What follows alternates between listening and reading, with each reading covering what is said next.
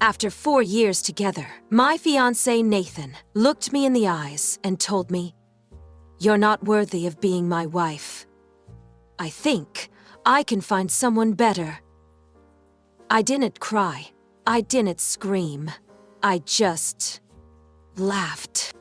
We met in the most ordinary way, at a friend's barbecue. But what followed felt extraordinary. Nathan and I just clicked. We had the same tastes in movies, both loved local food trucks, and could spend hours talking about everything and nothing. He'd send me silly memes during work meetings, leave my favorite iced coffee on the nightstand before my alarm went off, and genuinely made me feel like I'd finally found my person. So when he proposed on our 3rd anniversary, just the two of us, at the lake where we had our first date, I said yes without hesitation. The ring wasn't flashy, but it felt perfect, just like us. Or so I thought.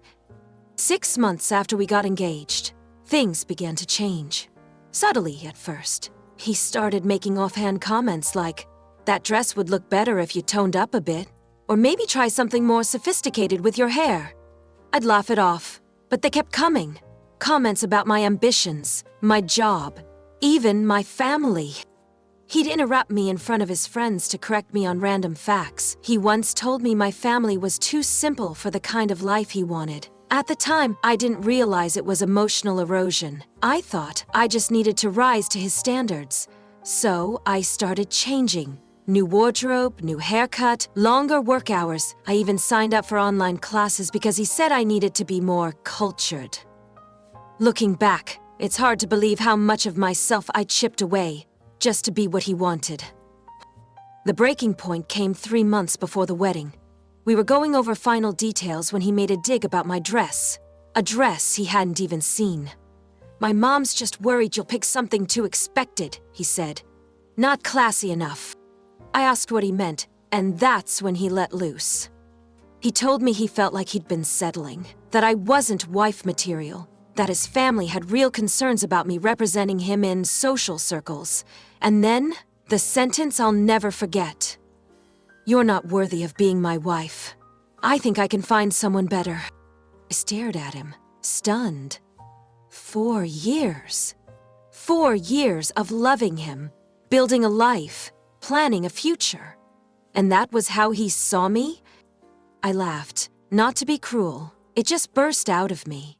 Like my body couldn't hold in the absurdity any longer.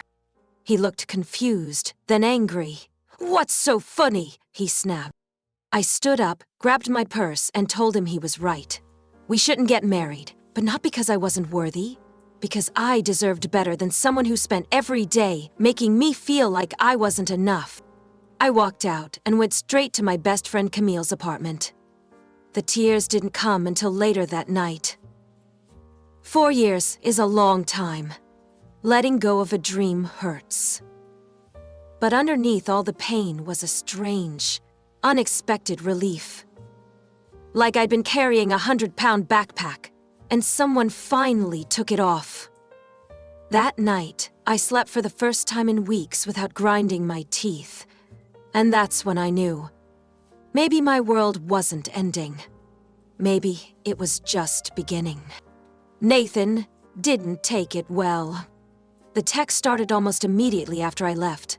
At first they were angry. "You're being dramatic. We were just stressed. You're throwing away everything." Then came the guilt trips. "I didn't mean what I said. It was the pressure talking. You know I love you." By day 3, he'd shifted into desperation. "Can we please talk? I miss you. I made a mistake." I didn't reply. Instead, I stayed at Camille's place for 2 weeks, wrapped in a fog of disbelief. Canceling the wedding was a nightmare. I thanked my past self every day for getting wedding insurance worth every penny. Between her and my other friends, we divided the tasks. Contacting vendors, returning gifts, calling guests. The sympathy calls and texts rolled in, and while most meant well, there were a few that stung. Especially the ones asking if I'd really thought this through. Yes, I had. It was hard explaining it to my parents. My mom had already told half the town, and while she tried to be supportive, I could tell she was embarrassed. "What will people think?" she asked more than once. I didn't have the energy to care. I was too busy trying to remind myself that walking away was the right decision. The hardest part, hands down, was going back to get my things. I planned it perfectly. Midday on a Tuesday, when I knew Nathan would be at work. Camille came with me. We moved quickly, packing up what I needed and leaving behind everything that reminded me of who I was trying to be for him. But life's never that simple, is it? Halfway through boxing up the kitchen, we heard keys at the door. Nathan walked in, looking surprised and smug. "What are you doing?" he asked, even though it was obvious. "I'm getting my things," I said calmly. He launched into a speech, half begging, half lecturing, told me I was making the biggest mistake of my life, told me I'd never find someone else at my age. I was 29, not 90. Told me he was willing to give me another chance, like he was some benevolent king. I kept packing. He switched tactics, suddenly cold. "You're really just going to throw this away? For what? To be alone in some tiny apartment?" That hit a nerve, but I didn't show it. I simply said, "I'd rather be alone than feel small every day." Camille, bless her, handed me the last box, and we walked out together. Nathan didn't follow. I found a small one-bedroom apartment across town. It wasn't fancy, creaky floors, outdated kitchen, but it was mine. For the first time in years, I could breathe. I decorated it how I wanted. I watched the shows he used to mock. I danced in the living room while doing dishes. The first few weeks were hard. I'd wake up reaching for someone who wasn't there. I'd find myself halfway through a text to Nathan before deleting it. But slowly, piece by piece, I started putting myself back together. I picked up hobbies I hadn't touched in years, started painting again, took long walks after dinner, and I began therapy, something I'd always brushed off before. My therapist, bless her, helped me see that the problem was never me trying too little. It was me trying too hard for someone who only saw my flaws. About 6 weeks post-breakup, I heard through mutual friends that Nathan had moved on. Some new woman, fancy job, comes from money, always perfectly dressed. The kind of woman he used to say I should aspire to be like. For a second, I felt a pang. Then I remembered his voice saying I wasn't worthy. And I smiled. Because now, finally, I was starting to believe that I was. Camille was the one who convinced me to go to her brother's birthday party. I didn't want to. The idea of being around happy couples, making small talk, pretending I was totally fine? No thanks. But she wouldn't let up. "It's not a setup," she swore. "Just a bunch of people hanging out, eating wings, probably arguing about fantasy football." After a little wine and a lot of eye-rolling, I agreed. That night turned out to be the beginning of something I didn't see coming. That's where I met Jake. He wasn't flashy or overly charming, just real. We ended up talking by the backyard fire pit after most people had moved inside. At first, it was surface-level stuff, music, travel, random TikTok trends. But then it shifted. We started talking about loss, growth, how hard it is to let go of someone who's wrong for you but still feels familiar. I didn't share everything about Nathan. Just enough for Jake to understand I'd been through something big. He didn't push. He didn't offer cheap advice or pity. He just listened. Before he left, he asked if I wanted to grab coffee sometime. Nothing heavy, just a casual meetup. I hesitated, but then remembered what my therapist said. Not every connection has to lead to forever. Some are just for reminding you that good still exists. So I said yes. Coffee turned into lunch, then a walk, then dinner. No pressure, no expectations, just two people learning each other. So this is a game. Jake lived about 40 minutes away, in the next town over. We started seeing each other on weekends. Sometimes he'd come to my place, sometimes I'd visit his. I found myself looking forward to our time together, not because I needed someone to fill the space Nathan left behind, but because I enjoyed who I was when I was with him.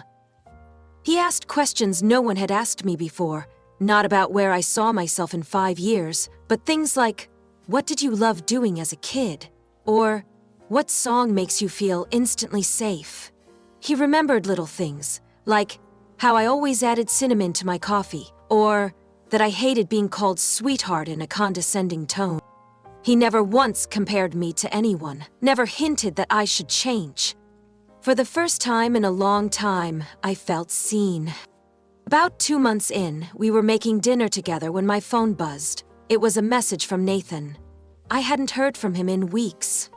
"Hope you're doing well. I drove past our old place today. Brought back memories." I stared at the screen for a long moment. Jake noticed and gently asked, "Everything okay?" I nodded and set the phone down. Just a ghost from the past. Jake didn't pry.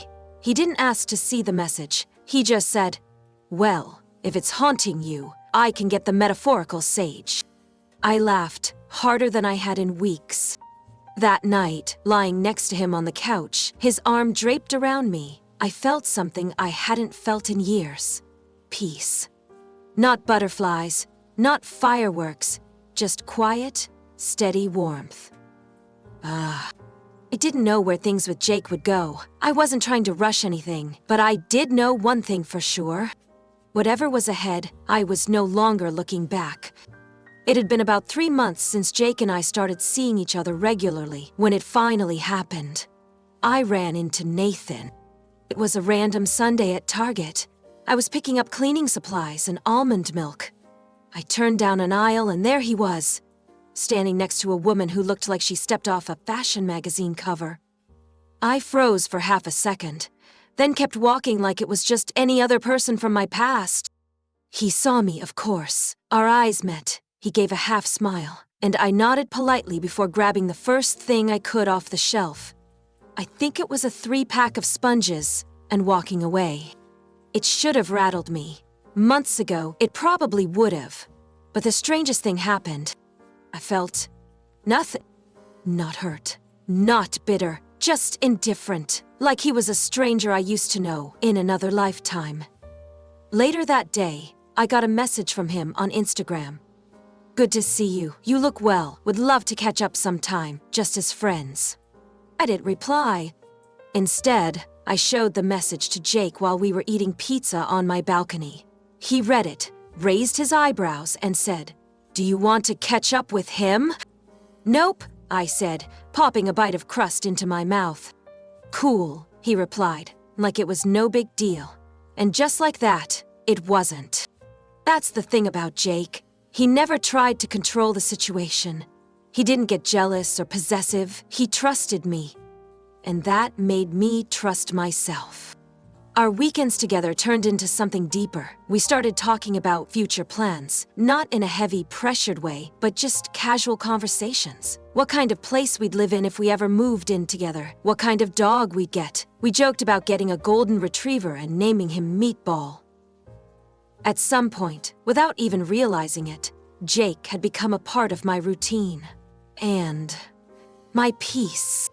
Meanwhile, Nathan's messages kept coming, spaced out over weeks. "Remember that taco truck we loved? It's back in town. Drove past your old place again. Hope you're doing well." They were never inappropriate, but always laced with nostalgia. Little breadcrumbs. I ignored most of them. Sometimes I'd send back a short, neutral response, just enough to keep things civil. But then, one evening while I was making dinner with Jake, my phone rang. It was Nathan. I stared at the screen. Jake saw the name and gave me a gentle look. "You can answer it if you want," he said softly. Instead, I declined the call and set the phone down. Nathan left a voicemail, saying he had some things he wanted to say in person, that he just wanted to apologize. I talked it over with Jake that night, and we agreed I'd send a message back. I kept it simple. "I appreciate the message. I'm happy where I am now and don't think a meetup is necessary. Wishing you all the best." His reply came fast. "I understand. I just needed to say sorry. I was wrong. You didn't deserve any of that." It was probably the most honest thing he'd ever said to me. But it didn't change anything. Closure, as it turns out, doesn't always come with a conversation. Sometimes, it's in the moment you realize you've outgrown the version of yourself that once begged for it. By the time I went to bed that night, I felt lighter. And as I curled up next to Jake, listening to the soft hum of the ceiling fan, I realized something. I didn't need to be told I was worthy anymore. I had already decided that for myself. 6 months after I sent that final message to Nathan, Jake proposed. It wasn't some over-the-top production, no rose petals or hidden photographers. We were on a picnic at this quiet little lake about an hour outside of town. It had become our spot over the past few months. Peaceful, tucked away, a place where life felt simple. We were lying on a blanket, finishing up sandwiches and laughing about how I still couldn't properly skip stones, when Jake pulled a small box from the pocket of his hoodie. No dramatic speech. He just said, "I don't want to imagine the rest of my life without you. Will you marry me?" The ring was a vintage sapphire, passed down from his grandmother. I stared at it for a moment, not because I was unsure, but because it felt so different this time. Safe, steady, true. I said yes without hesitation. That evening, as we sat on the porch with glasses of wine, watching the sun dip below the trees, my phone buzzed. A message from Nathan. "Heard about your engagement. Didn't realize things were that serious. Hope you're not rushing into something you'll regret." I didn't even feel angry, just tired. I showed the message to Jake. He glanced at it, shook his head, and said, "Some people really don't know when they've lost." Then he added, "You want to block him?" I nodded. "Yeah, it's time." And just like that, the last door to my past closed. We shared our engagement on Facebook the next day. Because, as Jake joked, it's not official until your aunt in Nebraska comments with 30 heart emojis. The outpouring of love was overwhelming. My friends, family, even old co-workers commented with excitement. But it was Monica's post that stuck with me most. From not worthy to worthy of the best man I know, that's what I call an upgrade. At one point, I might have cringed at her being so blunt, but now, it felt like a perfect full-circle moment. Jake and I set the date for 6 months out. Small ceremony, just close friends and family. No fancy ballroom, no pressure to impress anyone. We planned the wedding the way we wanted it. Intimate, joyful, and deeply personal. We got married last weekend.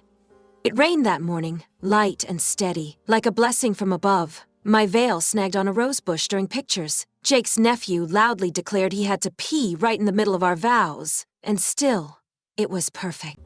There were no doubts, no second guessing. Just peace. During the reception, Monica pulled me aside and whispered, "You know Nathan tried to show up." My eyes widened, but she waved it off. "Don't worry. Wyatt saw him, turned him around at the gate. He never made it inside." I didn't even flinch, just laughed and said, "Let him watch from the parking lot."